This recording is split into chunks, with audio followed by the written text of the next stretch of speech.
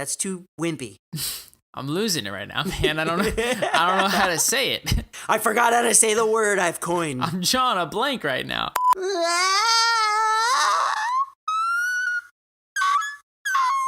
That was literally one of the most horrendous sounds I've ever heard come out of your mouth.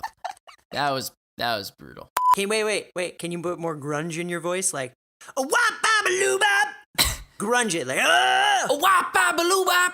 Like that? Yeah. A wop ba bop, a wop and boom, tutti frutti, go Rudy, tutti frutti, go Rudy, tutti frutti, go Rudy, tutti frutti, go Rudy.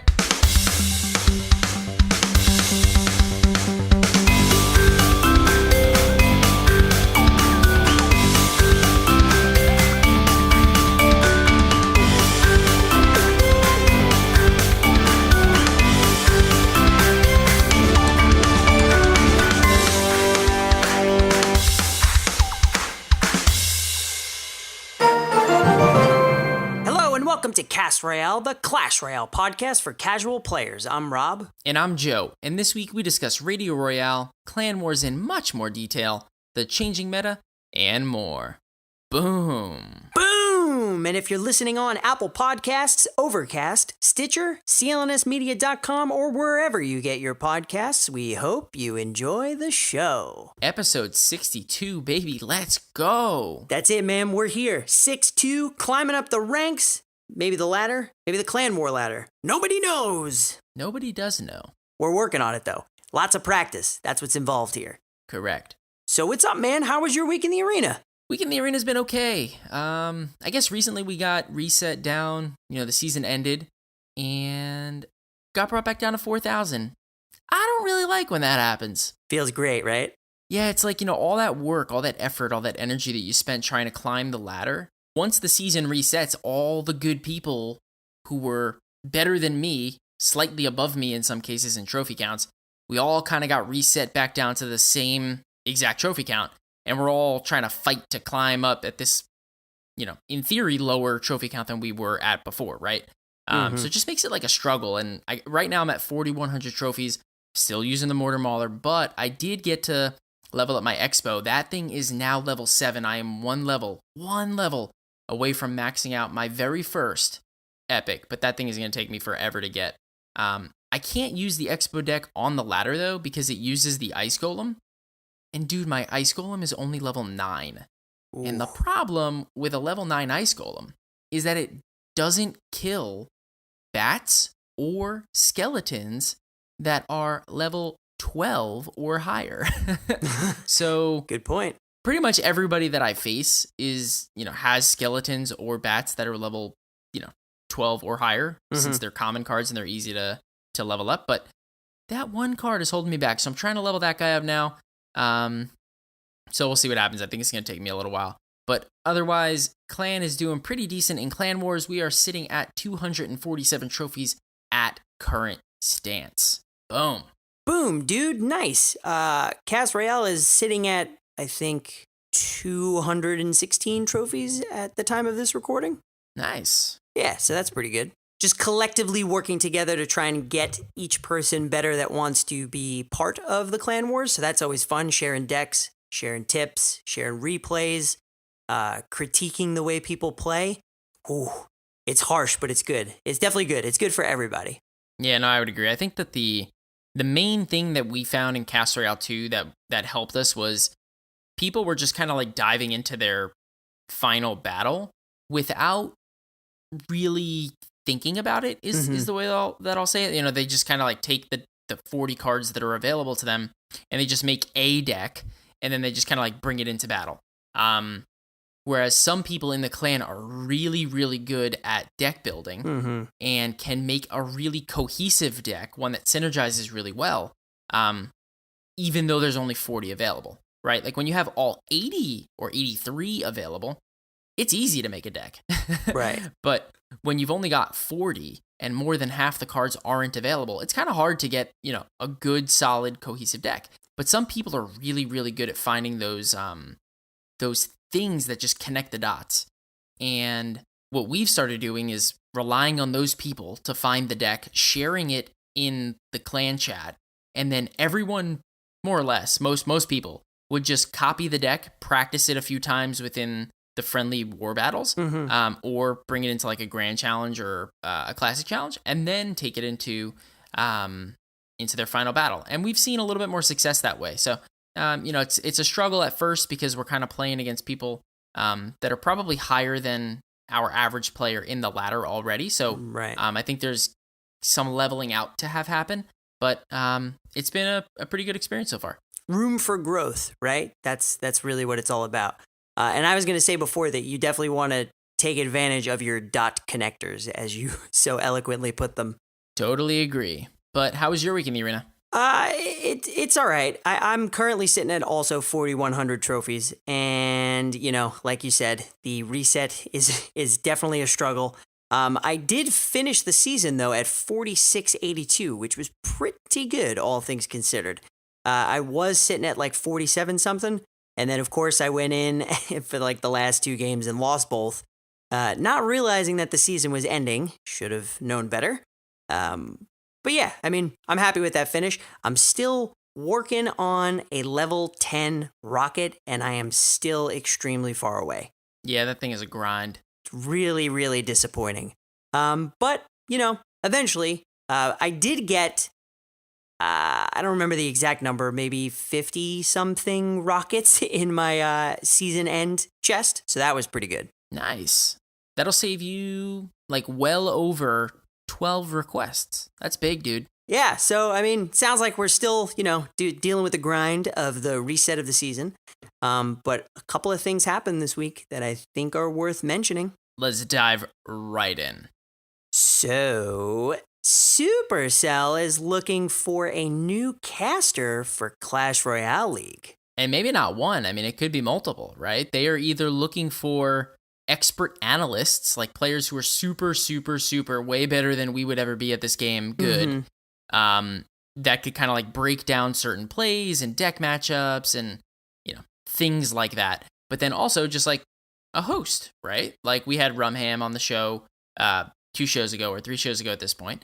And, he was a host where he kind of welcomed the audience and kind of was a play-by-play caster and, all those fun things. So there's 2 different kind of aspects that they're looking for. And I don't know if it's one person for each or multiple people for each, but really, really awesome to see. And I think, if I'm not mistaken, it's for recordings that will be occurring between August and October, which will be happening in LA. Ooh. Pretty sweet stuff, dude. Yeah, I mean, now that the good old Rumham is working for Supercell, it seems like they need to fill that spot. And they really need someone that has that level of energy, that level of knowledge. And like you said, there's a couple of different things going on that they could be looking for. So hopefully they find the right person. I did think that we could do it, but I don't know about that. Should we apply? I think we should apply.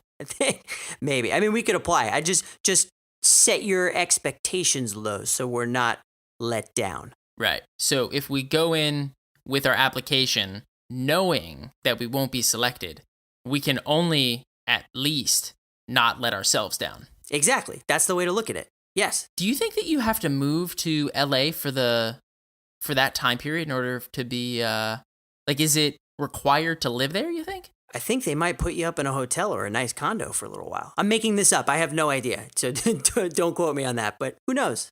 Could be fun though. I'll think about it. You think about it? I think I'm going to submit my application. Yeah?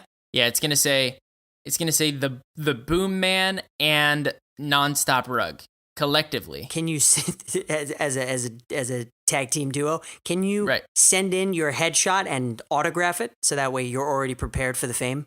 Oh, absolutely. And our name won't be like Cast Royale or anything. It'll just be like the Dynamic Duo. Yeah, the Boom Bros. The Boom Bros, the Dynamic Duo. And that's it. I don't know if I'm going to fill out any other portion of the application. I think I'm just simply going to say the name, which will just be the Boom Bros, the Dynamic Duo. And then I'm just going to click submit. I like it. And Supercell, if you are listening, if you never receive our applications, use this ridiculous segment as that. Boom. Boom. So we also got an optional game update, which I thought was kind of interesting. I thought it was kind of interesting too, because I didn't really understand why anyone would opt out of these things. Right. All of them are really good.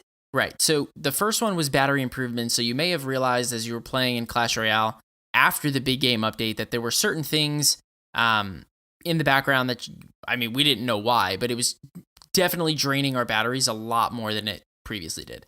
Right. So these battery improvements hope to rectify that, which is pretty cool. The next one was fantastic. They sped up the animation for gold counts when you donate cards. Hallelujah! So you know how you'd be on the social tab and you'd be donating cards, but then you'd want to click on the war tab, but you couldn't because you'd click on the gold icon by accident and then it would take you to the shop screen? Oh, I know, because we tweeted about it a couple of days ago. This was probably one of the most frustrating day-to-day experiences that I have in this game. Trying to figure out where on the screen I could touch while that animation was going on to not have that happen. Yeah, I appreciate the fact that they sped up the animation. I still think that it would look better and feel better right at the top of the chat window, as opposed to being at the top where the tabs are. But I'm not the designer.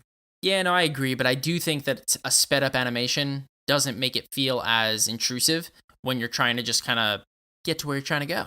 Exactly. So what else did the update bring?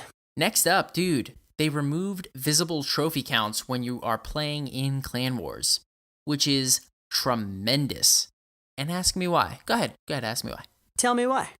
Have you ever played on War Day, a final battle, and got matched up against someone who was 500 trophies less or 600 trophies higher than you? Yes. Well, that's because trophy counts from the ladder are not used to match you up against someone on your final battle for War Day. Right. So what people were doing was they were taking a bunch of screenshots and sending them out on Twitter and Reddit and all this other stuff and just being like, yeah, this was fair. Nice job matchmaking, Supercell. When in theory, those trophy counts from the ladder aren't even a part of the algorithm to match you up. Instead, it's based on players that are in clans that are around the same or similar clan trophy amounts. And right now, given that, I think we'll talk about matchmaking in a little while, but that kind of stuff will pan out. So I think removing this is good because it doesn't give people false impressions about how it's happening. Yeah, because it's completely irrelevant. It has nothing to do with the matchmaking that goes on for Clan Wars. So I agree, this was a good change. And next up was that they added an estimated matchmaking time when you're looking for a battle. So I think happens for both Collection Day and War Day. But I think it's pretty cool. To me, though, to be honest, I haven't really experienced this, right? Every time I click a battle for either Collection or War Day, I get put in a battle within 5 or less seconds. So yeah, it's pretty fast. Well, now you know how long those 5 seconds actually is. Right. Talk about a true quality of life improvement. This is it. Right. And anything else? Last one was they fixed a war leaderboard crash. So I don't know if you realize this, but you know how when you're in the war screen, you have the ability to click on the, there's a trophy icon at the top right, and it shows you your war leaderboard. And it kind of shows you where you stand against the other 5 clans that you're battling against, right? It shows your how many battles you have left, how many how many games you've won, etc. There was a bug where you would click on your opponent's icon so that you can kind of see how many wins and crowns they've gotten. The game would completely crash. It would exit you out and you'd have to go back in. So they fixed that, which is awesome because I don't think that's what they originally intended. I'd have to agree with that one. So again, that was pretty much it for the optional game update. But again, I don't really know why they just didn't push it through. Yeah. Automatically. Seems like all of these are good things, but I don't know. Maybe in order to do it, it had to go through the App Store as opposed to an automatic game refresh. I don't know. Right. And technically, none of these things impact your ability to play the actual game if you stayed on the old version. So maybe that's why it's optional. Maybe. And aside from that, we also got a new Radio Royale. Radio Royale. And not only was it a Radio Royale, but it was a video podcast Royale. It was awesome. I know. It was really great. It was awesome to see Sip and Bangs come back in the flesh, having a good time talking about the stuff that's been going on in the community and with the new update. So a couple of the things that were covered during the actual recording is matchmaking, saying that pretty much everybody starts at the same quote-unquote level, right? And then over time, it will just eventually get better. Very similar to the way that the ladder resets and everybody's kind of at the same trophy count. Everybody's just kind of, it's chaos, right? That's what we talked about at the beginning of the episode. The trophy scores for each individual person for your clan ladder are in the background. They're really not on the front end, so they're used to just calculate whether you face better opponents or whether you face worse opponents. So pretty simple stuff. A big one that they talked about was why we use our own card levels, which I thought was so interesting that they decided to talk about it. Yeah, well, I mean, I think that they kind of had to talk about it, right? Like this huge game update that came out. Like, if you were to talk about one of the most controversial parts of the update is the fact that the Clan Wars itself doesn't use tourney capped cards. It instead uses clan cards and your own cards, whichever is lower, for War Day. And for Collection Day, you pretty much only use your own card levels, with the exception of drafting, right? Like if you play a draft game, then you're playing tourney cap standards. So what did they say about why we use our own card levels? So the biggest thing is that when they compared it to the ladder, they felt that most people, when they play this game, they focus on one specific deck and leveling up those 8 cards within that one specific deck, leaving almost all of your other cards in the dust, right? I mean, that's pretty much what happens with me and you. Every time we're leveling up cards, it's really to save gold to level up the cards that we're working on currently, and we kind of don't touch the other cards. Now that you're dealing with a pool of potentially up to 40 cards, given that your clan gets all of their collection cards, now you kind of are forced to spread out that wealth, so to speak, and use that gold to level up other cards that you wouldn't necessarily be leveling up within the ladder cards. So after they said that, it kind of made sense, because it was, like you said, it was very confusing and a hot topic for a lot of people, because I think they kind of felt like, well, why not just make everybody the same level? Then we never have to worry about upgrading cards, right? Right. Well, I mean, let's just play devil's advocate for a second, right? If you were solely worried about people not using other cards and only using one ladder deck, I mean, at the end of the day, it doesn't matter what kind of a ladder deck you have. And if you're only comfortable playing certain types of cards, because you only have 40 available. So you can't make your ladder deck more often than not, right? You're kind of stuck with what you've got. But what this does is it, like you said, forces you eventually to have to upgrade certain cards in order to make them viable for Clan Wars. Mm-hmm. You might not see it. You might not see it in the early stages, right? Because as your clan gets better, as your clan improves on the Clan War trophy ladder, you go through the bronze ranks, right? And then you eventually go through the silver ranks, and then you eventually go through the gold ranks. And every step of the way, your cards that you earn from battles increase. So the better that your clan is doing, the more cards you're going to collect on Collection Day. And the more cards you're collecting on Collection Day, well, the higher that your level of cards that you have access to will be. The problem is if, regardless of what you're getting out of your clan, if you personally don't have that leveled up, then you can't use it. So I think it will take a lot longer for people to hit a ceiling in Clan Wars, so to speak. Mm-hmm. But inevitably, the ceiling is there to be hit. Right.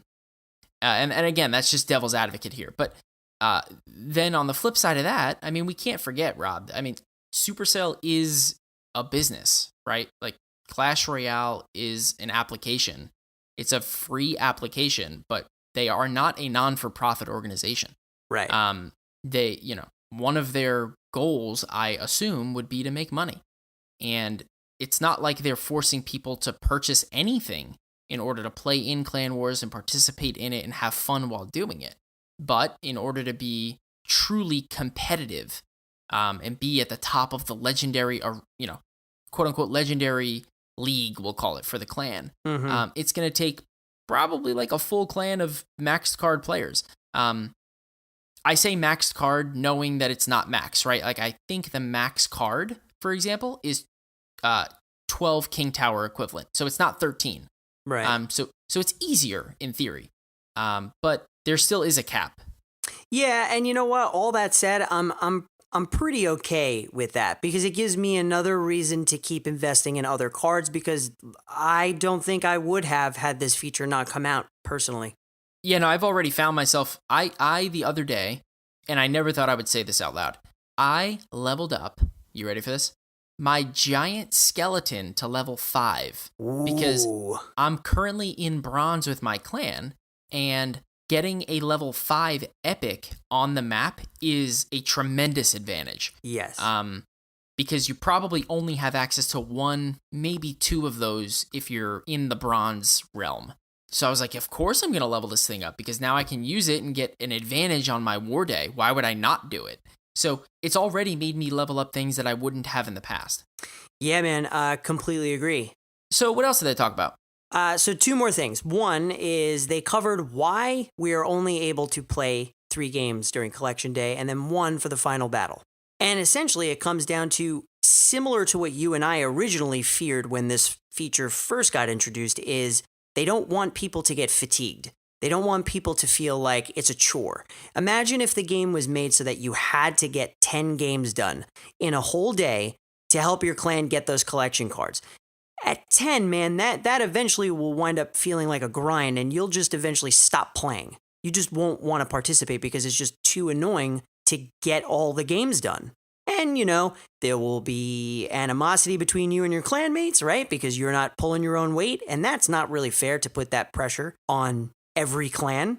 So I think, honestly, the 3 games and then the 1 game seems like a really good decision. And so far, it's been working out really well. Yeah, there are times where I play my 3 games really quickly and I kind of wish that I had more to do.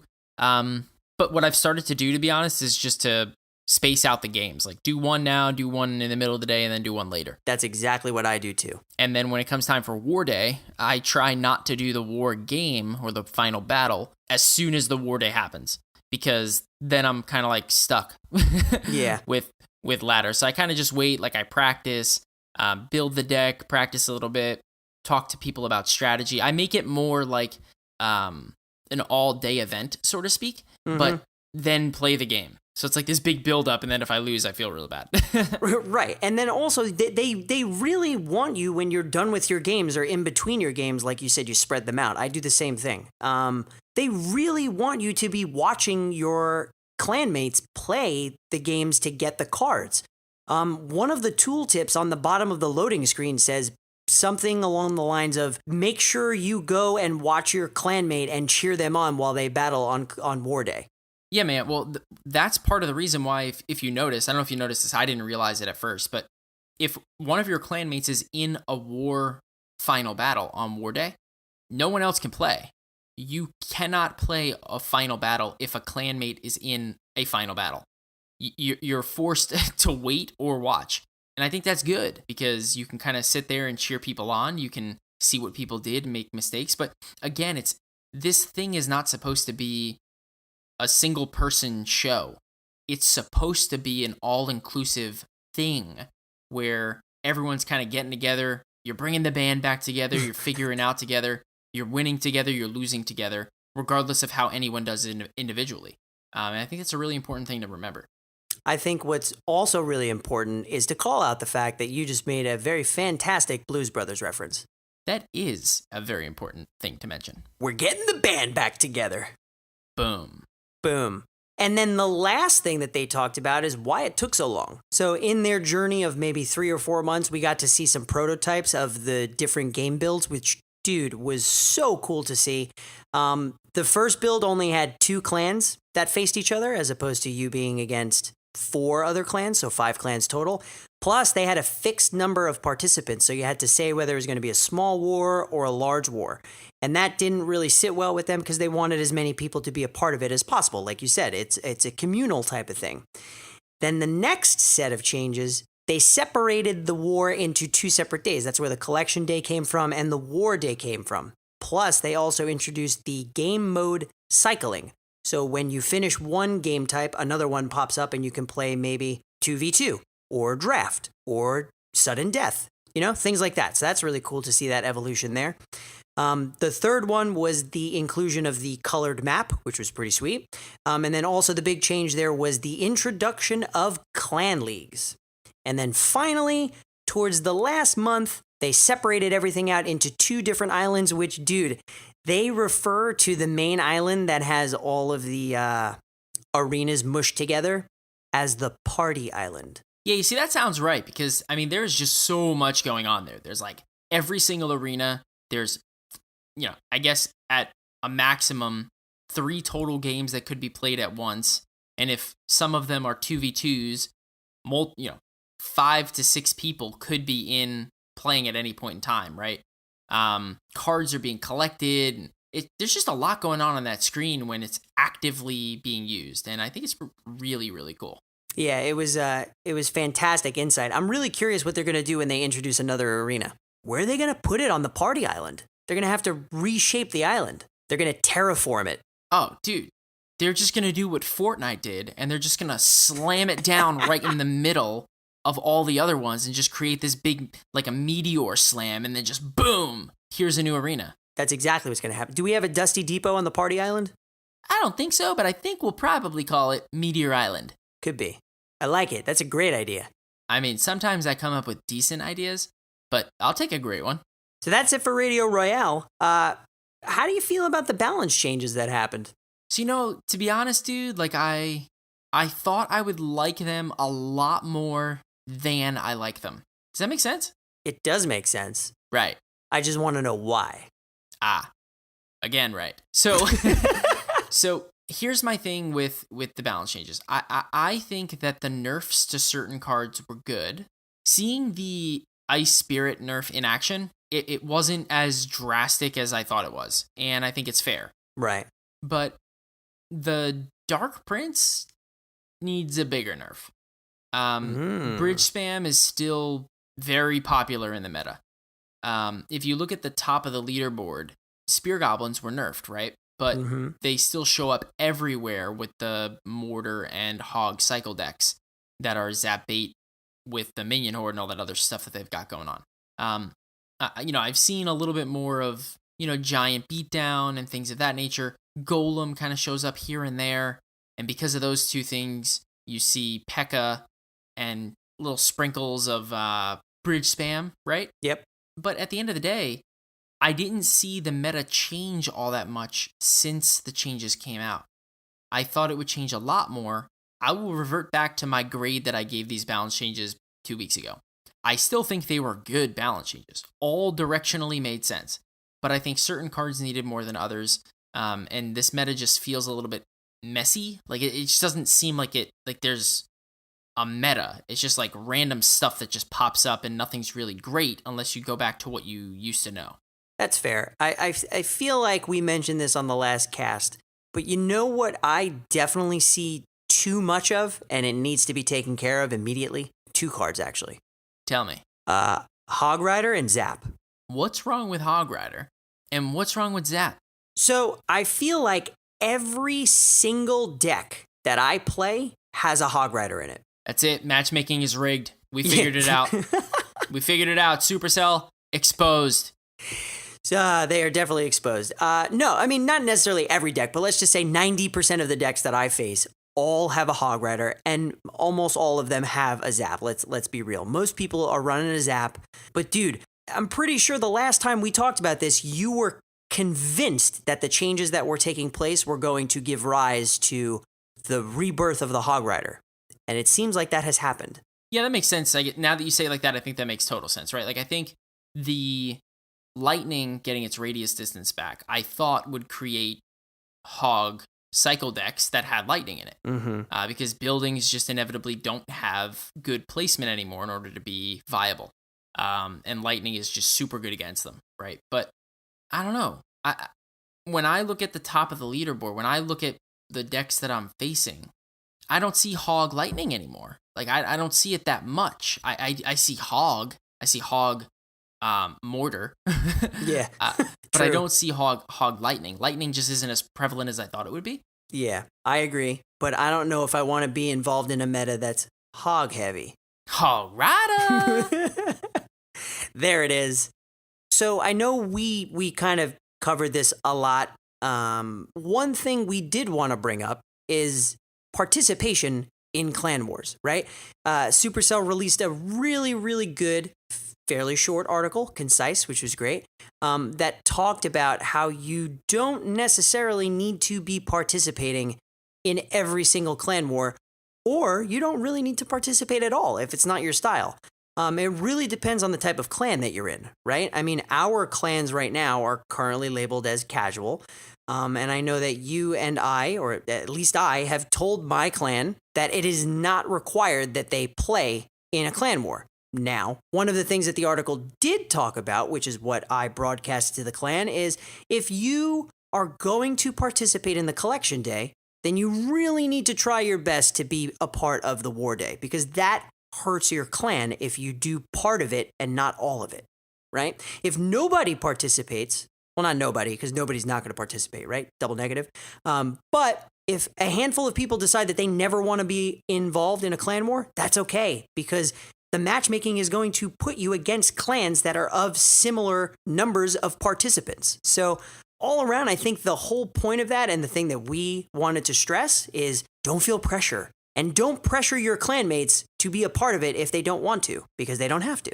Yeah, no, I totally agree, right? Like, I think the thing that people need to remember is that not participating in a clan war at all doesn't actually hurt anyone. Right. You can still play on war day, right? Like, the clan itself can still collect cards.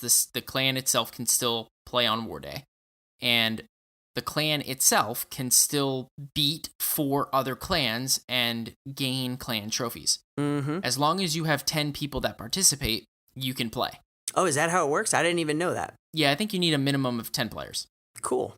The problem, though, is when people play in one battle on collection day, because then they are leaving potentially hundreds of cards on the table that your clan could have had access to, which maybe the other clan had access to, right? So their card levels could be higher. That's one thing.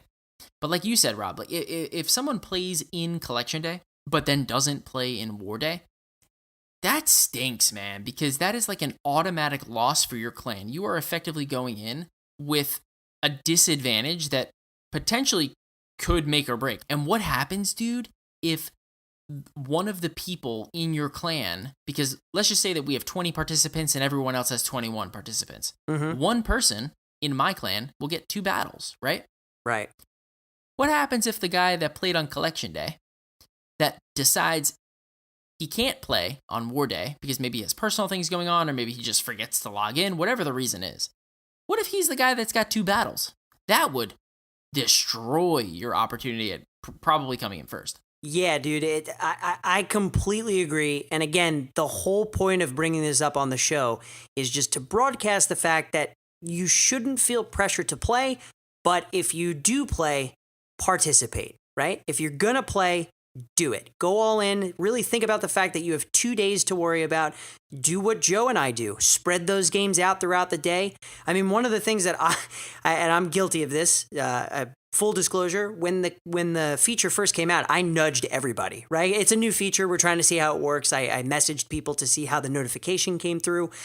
But I stopped doing that, and now I only nudge people if we are on war day. I won't nudge anybody to get them to participate in collection day, because I kind of want to see how that unfolds moving forward. Plus, since I started doing that, we've been in first with this current war. So maybe there's a correlation. Yeah, and there possibly could be a correlation, right? I think I agree with you. I think the first day that it came out, I nudged everybody. The second day it came out, I nudged everybody again. The next day, I nudged everybody again. But then I realized, like, if they don't want to play, they don't have to. Right. And to be honest, like, if you force someone to come in and play in a collection day, and then you reforce them to come in and play on war day, chances are they weren't gonna play. And if they weren't going to play, they don't want to spend time playing. And if they didn't want to spend time playing, they probably didn't put time in to develop a deck, practice with that deck, and try and everything they can do to win, right? So at the end of the day, it's probably smarter to just let people who don't want to play not play. and let people who want to play and focus on trying to practice and win participate. Because ultimately that's what allows you to win, right? Like having people just come on and play a game and lose doesn't let you win. Exactly. Let bygones be bygones and let live. I feel like I've read that on a poster somewhere. Could be. Maybe it was in a fortune cookie. Live and let live. Yeah. So can that sentence work with anything? It could, if you try. Podcast and let podcast. Oh, you mean like that? No, it can't work with everything. Cheeseburger and let cheeseburger. I don't think so. I think it needs to be a verb. Swim and let swim. Boom and let boom. Right. That's the only other option that works.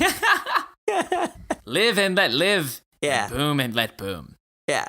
So that's it, man. Like I said, lots of stuff that happened this last week. With all the changes that keep happening, I hope there are more down the line that are going to surprise and delight us. We can only hope.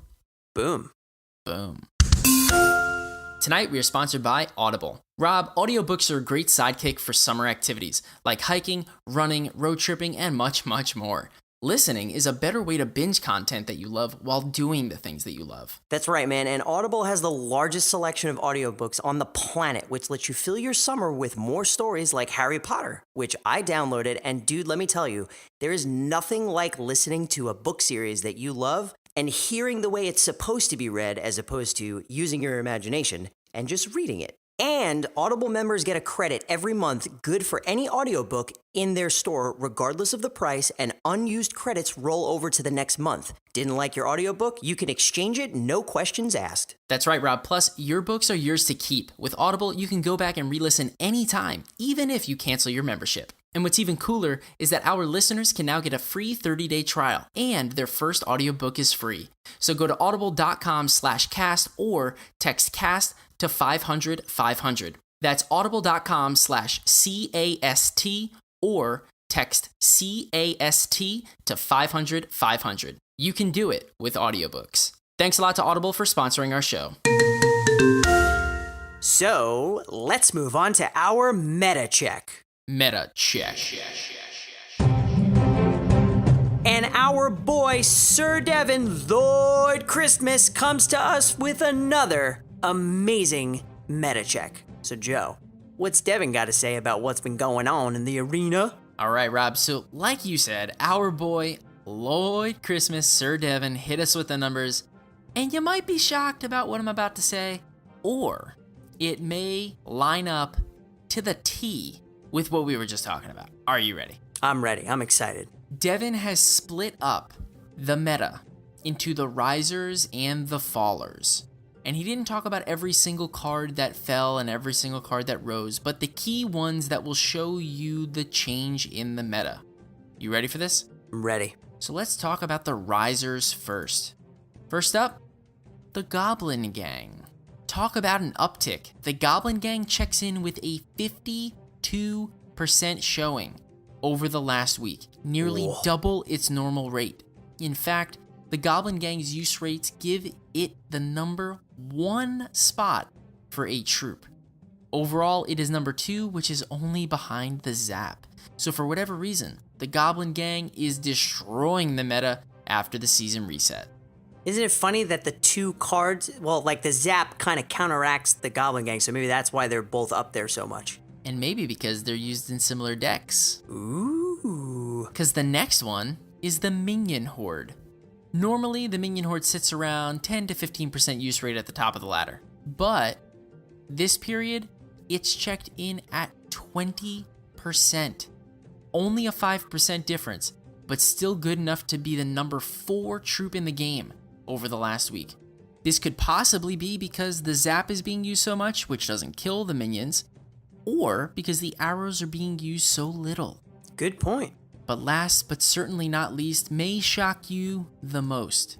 Dude, for whatever reason, this usually underused card has come on strong since the season reset, checking in at 16% showing, and it is the Spear Goblins. Ooh, wow. This may not seem like much at 16%, but keep in mind, the Spear Goblins had a total of 4 appearances in the first 6 months of the meta check, as opposed to 4 in the last week alone.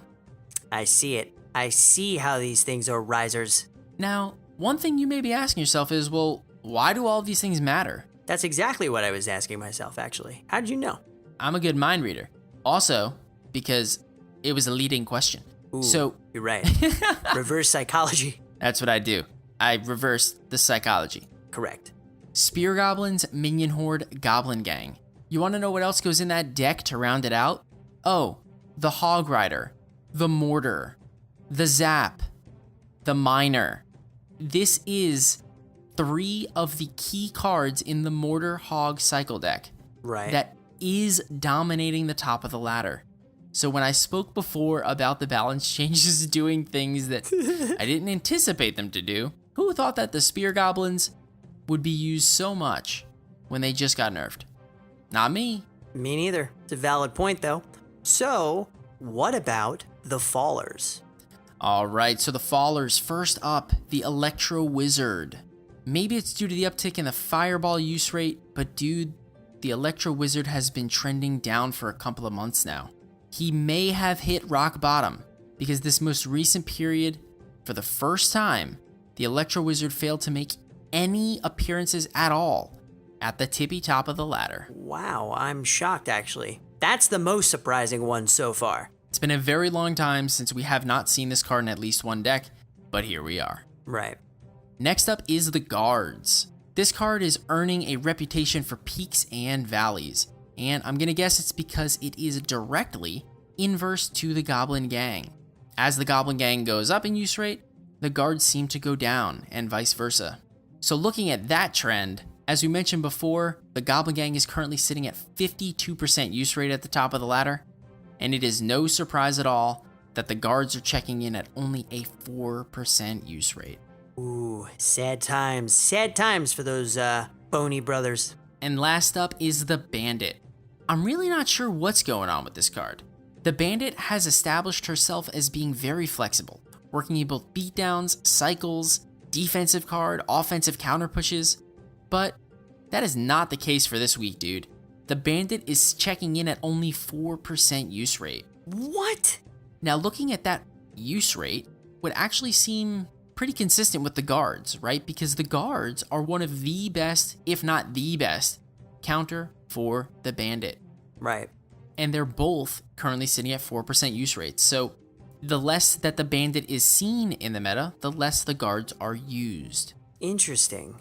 So that's pretty much it for the meta check, dude. I mean, we've got Risers, we've got Fallers. They show that there are Zap Bait, very annoying Zap Bait type decks that are still appearing all over the meta. Mm-hmm. And it shows that things like Guards and Bandit and Electro Wizard, things like Bridge Spam, things like Beatdown, they're not as prominent as we thought they would be when the balance changes came out, which is we thought the Golem Lightnings would be around, the Giant Lightnings would be around. They just don't seem to be there right now, and I don't know why. Like right now, it just seems a little, like I said before, sloppy. It's just kind of like all over the place, and it just doesn't make too much sense to me.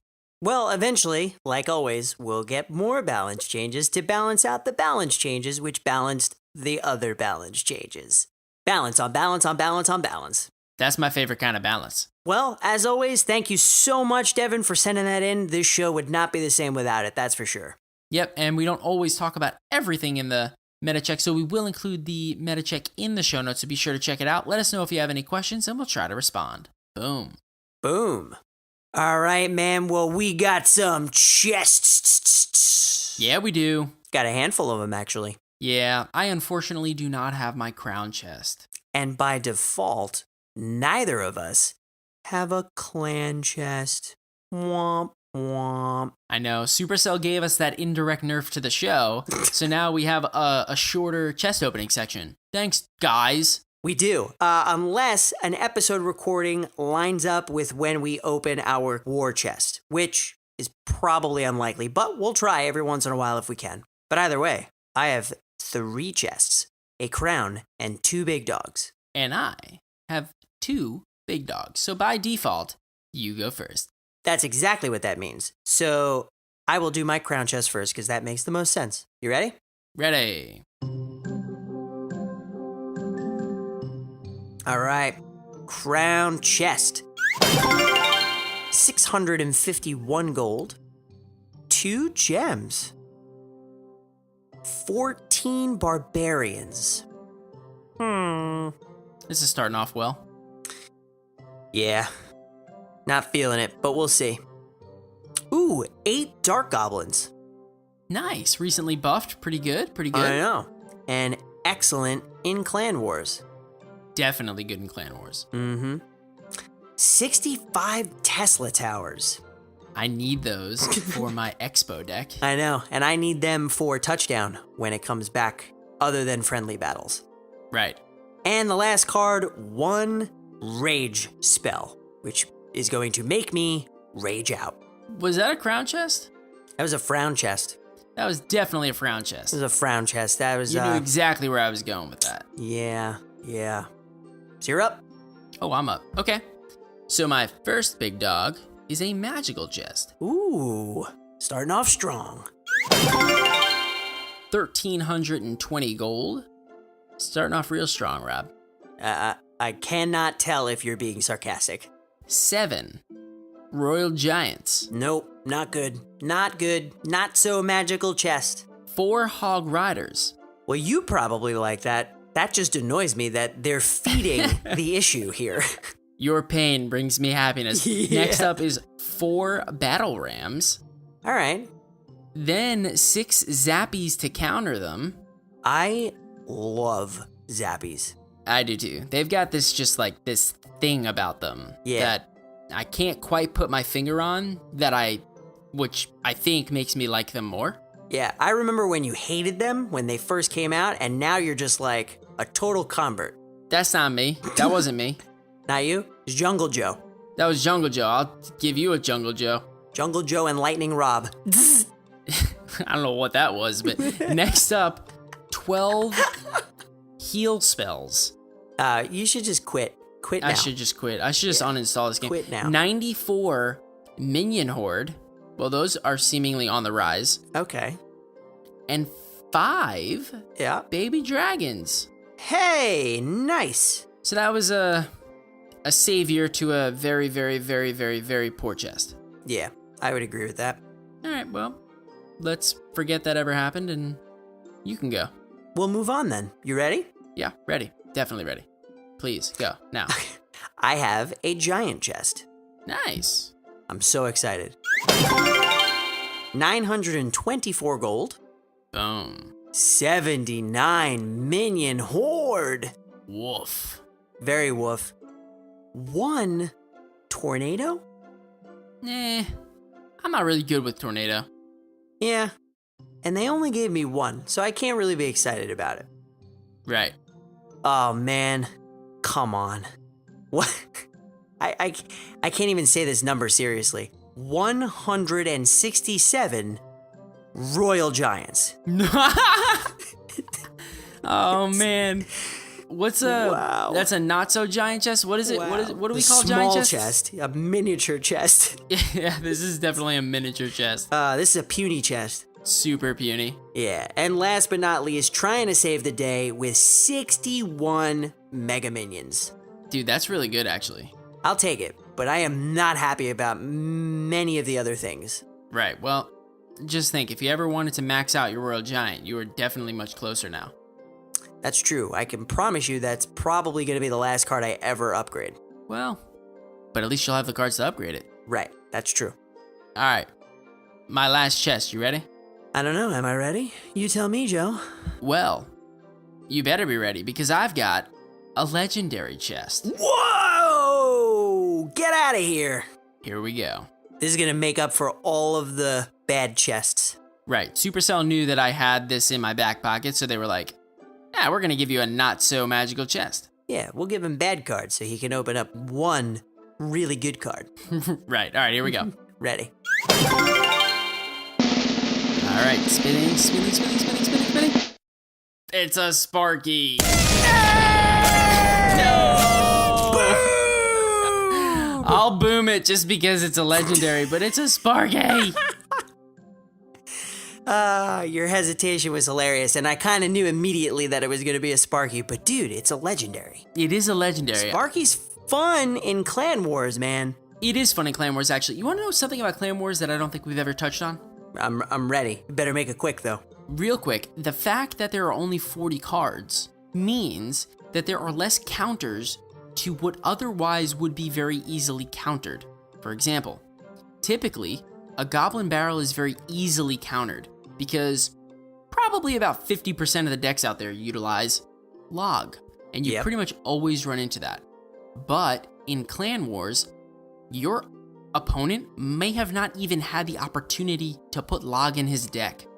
So cards like Inferno Dragon, Inferno Tower, Goblin Barrel, Sparky, things that have very unique abilities like the Giant Skeleton, etc., become extremely more valuable. So they are much better and definitely a smarter choice to use in your deck when building the Clan War deck. Exactly. So what Joe is trying to say, in the TLDR version, don't be afraid to pick Sparky because your opponent is way less likely to have a zap. Couldn't agree more. So I think I just said all that because it's true, but also because I wanted to make myself feel better about pulling a Sparky. You should always feel good about pulling something that has, what, a 1 in how many of a chance? It's a low chance. It's very low. I'm going with a 1 in low. So you best be happy. 1 in very low. Right. So, it's my turn. What do you got? I also have a legendary chest. No, you don't. I do. From my quests, I've been saving it for over a week. Nice. Yeah. So we're gonna get 2 legendaries on the show. If you get a Sparky, I'm done. Okay, good. If I get a Sparky, there's no deck spotlight. Deal. Okay, here we go. Although I'll still include it within the show notes. Full disclosure. Go. That's really nice, Joe. I'm a nice guy. All right, here we go. Spinning, spinning, spinning, spinning, spinning, spinning. The graveyard! Oh! So it's not a Sparky, it's a graveyard. It is certainly not a Sparky, but something that distracts Sparky really well. And because poisons haven't been used so much, because Fireball is kind of like the switch now, graveyard's a lot better now. Yeah, man, and now I am halfway to getting my graveyard to level 3. So 2 more, and I'm on my way. That's awesome, dude. Once that thing hits level 3, it's gonna pack a punch. Mm-hmm. All right, man, that was a ton of fun. Yes, it was. I started off with a tragical chest, and then we kind of like made up for it, but then you got like a weird Royal Giant mix, and then we ended it off with 2 legendaries. What could be better than that? I know. We ended up with some weird like soup of cards, and then, finished off with a little garnish on top. Yeah, a little sprinkle of cheese, maybe some nice garlic bread. Right. You know what I'm saying. What could be better than that? A little bit of fresh ground pepper. Exactly. Can you tell we're Italian? Boom. Boom. Tonight we are sponsored by Hims. Hey Rob, you're getting up there in age, aren't you? You're like 32 or 31 or something, right? 31, but yeah. Well, did you know that 66% of men lose their hair by the age of 35? I did not know that. And if there's one thing I know for sure, it's that while we're playing Clash Royale, there are plenty of times when we just want to pull our hair out. So why would you want to be someone with bald spots on your head? Dude, you're getting to the age where that's about to happen. We need to be part of the 34% of men that keep their hair. Fortunately for you, I've got the solution. Hims, a one-stop shop for hair loss, skincare, and wellness for men. If you're experiencing any hair loss, Hims connects you with real doctors that have medical-grade solutions, as well as well-known generic equivalents to name brand prescriptions that will help you keep your hair by just going to 4hims.com. And what's even better is that now our listeners get a trial month of Hims for just $5 today, right now while supplies last. See the website for full details. This would cost hundreds if you went to the doctor or pharmacy. So be sure to go to 4hims.com/CR. That's FORHIMS.com/CR to get your trial for just $5 today. Thanks a lot to Hims for sponsoring our show. So, let's move on to our deck spotlight. Deck spotlight.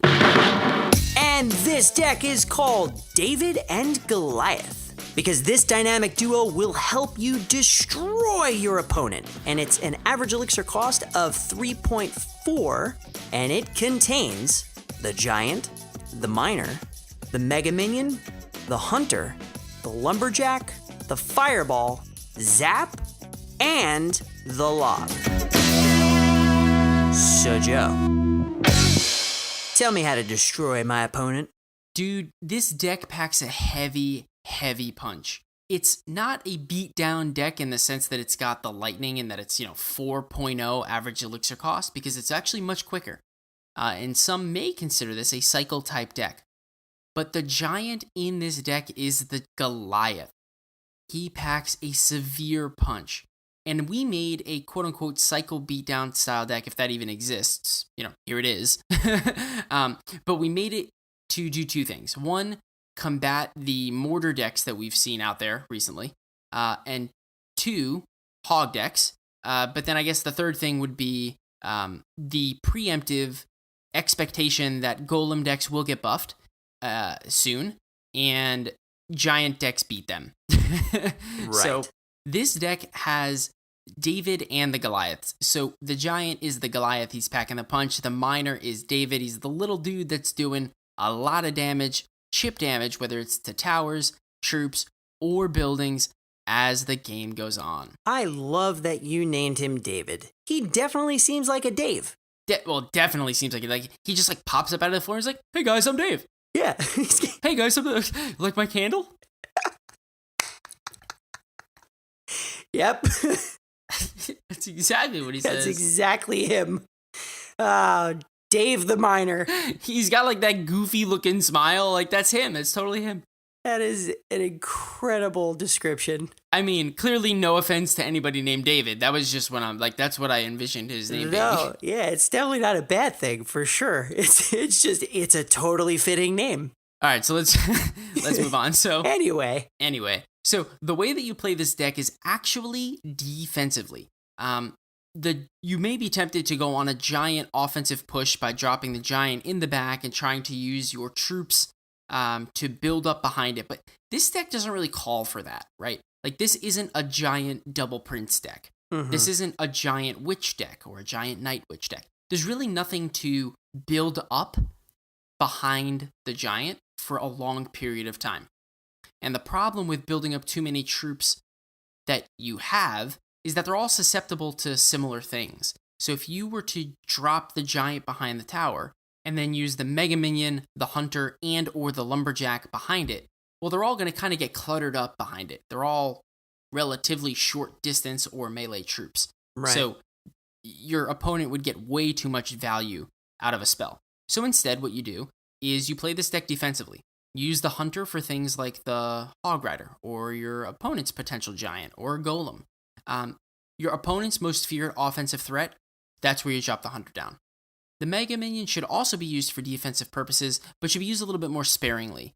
The mega minion is better for what I'll call sniping, more targeted damage. So you want to use the mega minion after you see what your opponent throws down to ensure that it's getting good and effective defensive capabilities. Right. What this will do is allow your giant to have a counter push. So instead of dropping the giant all the way behind the tower and letting up build a big push, well, instead, you just defend and then go on the counter push with the giant using him at the bridge. What's really cool about this deck is it's got 3 spells. It's got the fireball, the zap, and the log.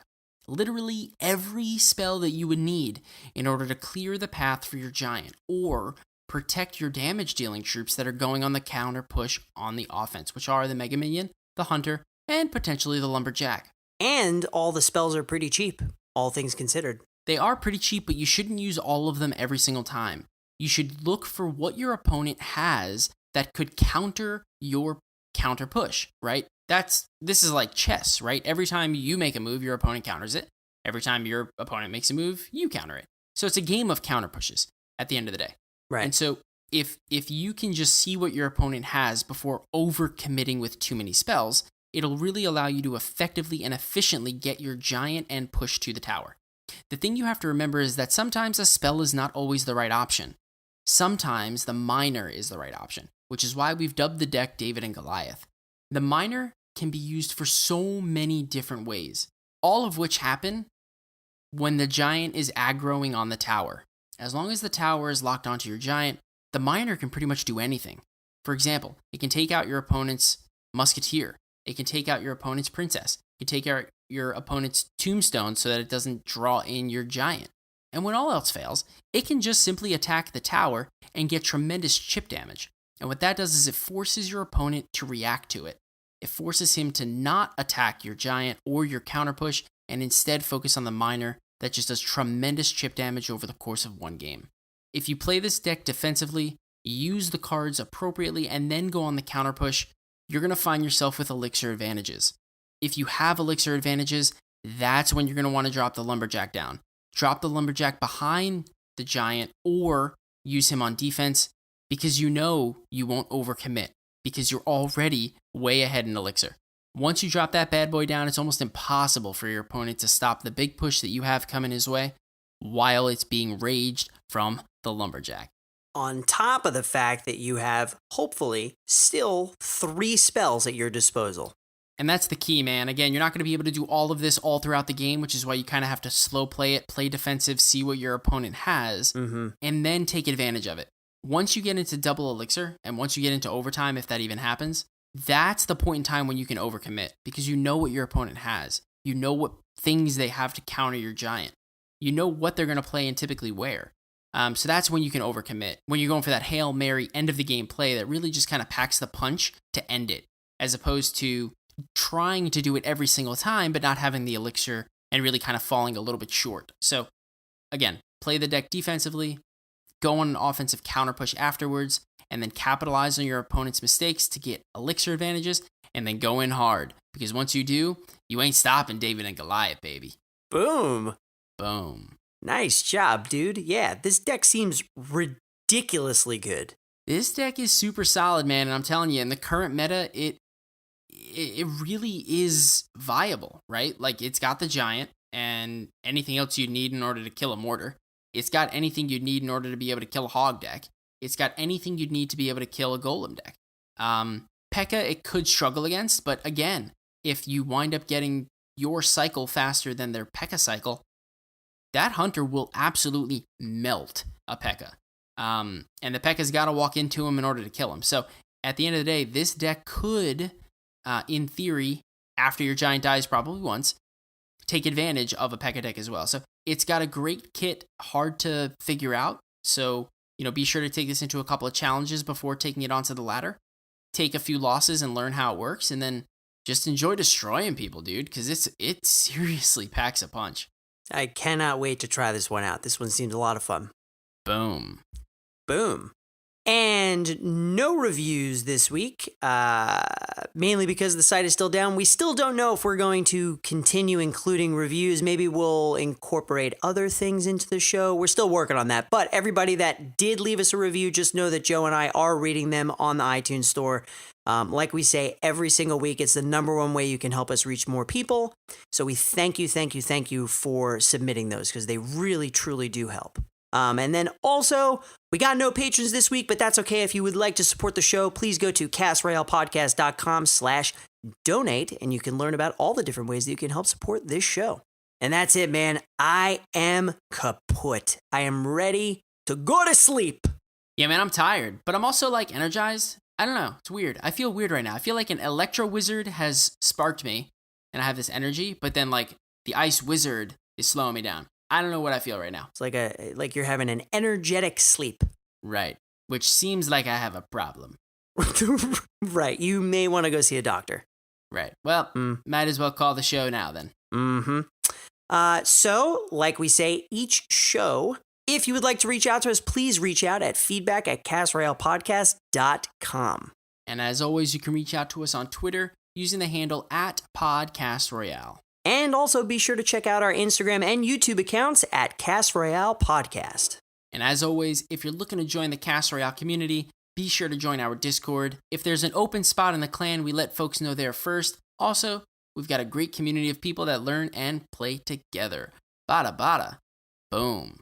Boom. And special thank you to clnsmedia.com for putting our show on their website. If you're looking for the most recent episodes, you can find them there. Or if you're looking for any new podcasts, you can also find that there as well. And that's it, man. We're done. Thanks a lot to our 2 sponsors tonight, Audible and Hims. and we will see you next time for another hodgepodge of everything! Hodgepodge of everything! Boom!